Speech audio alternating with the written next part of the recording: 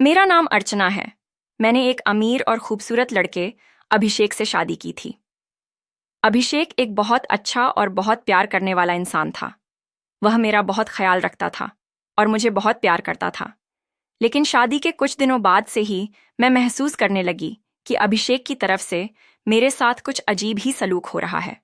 वह रात को एक खास परफ्यूम के साथ कमरे में आता और मैं उसे सूंघते ही सो जाती। सुबह उठने पर मुझे अपने पैरों पर काफी सूजन और थकावट महसूस होती। मगर जैसे ही मैं जागती, अभिषेक बहुत गुस्से में होता। वह मुझे बुरा भला कहता कि मैं जानबूझकर उसके आते ही सो जाती हूँ। मैं उसके सामने बहुत शर्मिंदगी की महसूस करती और माफी मांगती। मैं बहुत परेशान रहती कि ऐसा क्यों होता है। लेकिन कुछ दिनों बाद मुझे महसूस होने लगा कि अभिषेक की परफ्यूम सूंघते ही मैं सो जाती हूँ।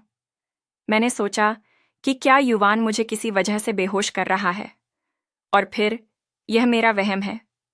सच्चाई का पता लगाने के लिए एक रात मैंने फैसला किया कि मैं हकीकत का पता करने के लिए नाक में रुई घुसाकर सोने का नाटक करूंगी।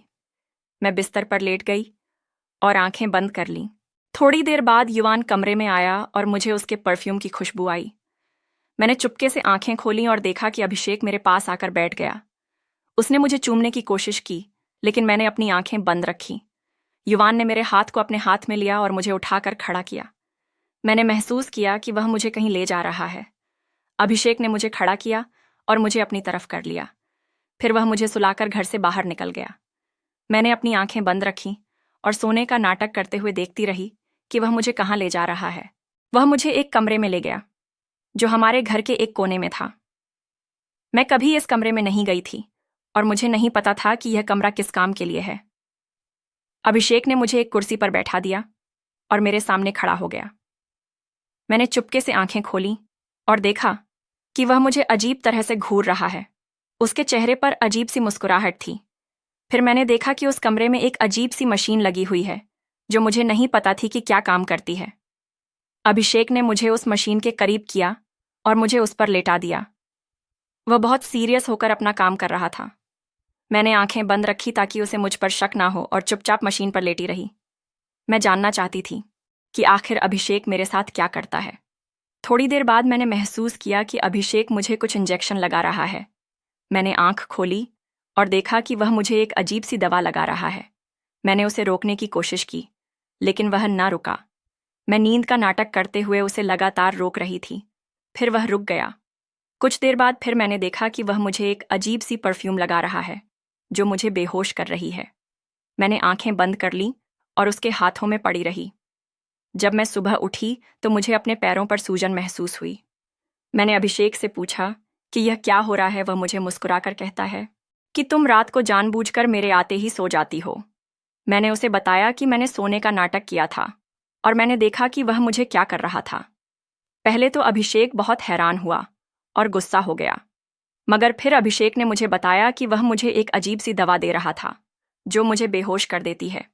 यह दवा एक अजीब सी मशीन के जरिए बनाता है, जो उस कमरे में थी।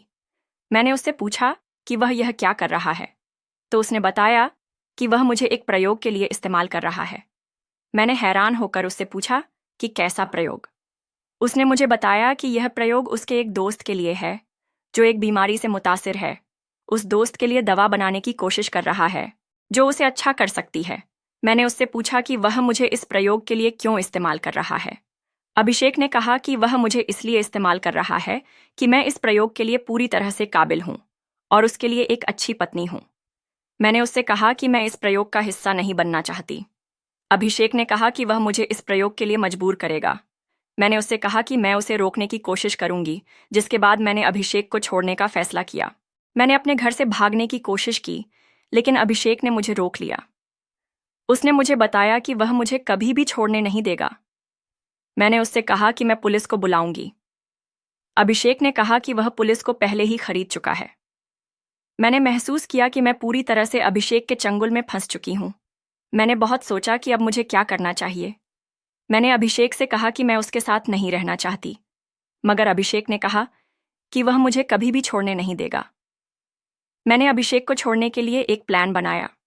मैंने अपने एक दोस्त किशन को फ़ोन किया और उसे सारी हकीकत बताई। किशन ने मुझे कहा कि वह मेरी ज़रूर मदद करेगा। वह पुलिस को बुलाएगा और पुलिस अभिषेक को गिरफ्तार कर लेगी। मैंने किशन को कहा कि जो भी करना है जल्दी करो। थोड़ी देर बाद किशन ने मुझे फ़ोन किया और कहा कि वह पुलिस के साथ आ रहा है।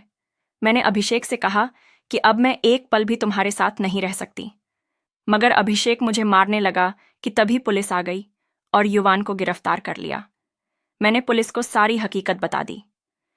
पुलिस ने मुझे बताया कि अभिषेक को जेल में डाल दिया जाएगा। मैंने महसूस किया कि मैं आज़ाद हूं। मैंने अपने दोस्त को शुक्रिया कहा। मैंने सोचा कि मैं अपनी जिंदगी को दोबारा से शुरू करूंगी। लेकिन जब मैं अपने घर में गई तो मैंने देखा कि अभिषेक एक खत मेरे लिए छोड़ गया है। खत में लिखा था कि वह मुझे कभी भी छोड़ने नहीं देगा। मैंने महसूस किया कि मैं अब भी खतरे में हूं। मैंने पुलिस को फ़ोन किया और उन्हें बताया कि अभिषेक ने मुझे खत भेजा है। पुलिस ने मुझे तसल्ली दी, मगर मैं मुतमिन ना हुई। मैंने सोचा कि मैं कब तक इस खतरे में रहूंगी। फिर मैंने अपनी ज़िंदगी को दोबारा से शुरू करने का फ़ैसला किया। मैंने अपने दोस्तों और फैमिली के साथ मिलकर एक नई ज़िंदगी की शुरुआत की। मैंने अपने घर को छोड़ दिया और एक नए घर में शिफ्ट हो गई। लेकिन अभिषेक का खत मुझे हमेशा याद रहता था। मैंने सोचा कि क्या वह मुझे दोबारा से खतरे में डाल सकता है, मगर फिर खुद को तसल्ली दी कि अभिषेक जेल में है। लेकिन कुछ दिन बाद मैंने ऐसी बात सुनी कि मेरी रूह कांप गई। मैंने सुना कि अभिषेक जेल से भागने में कामयाब हो गया है।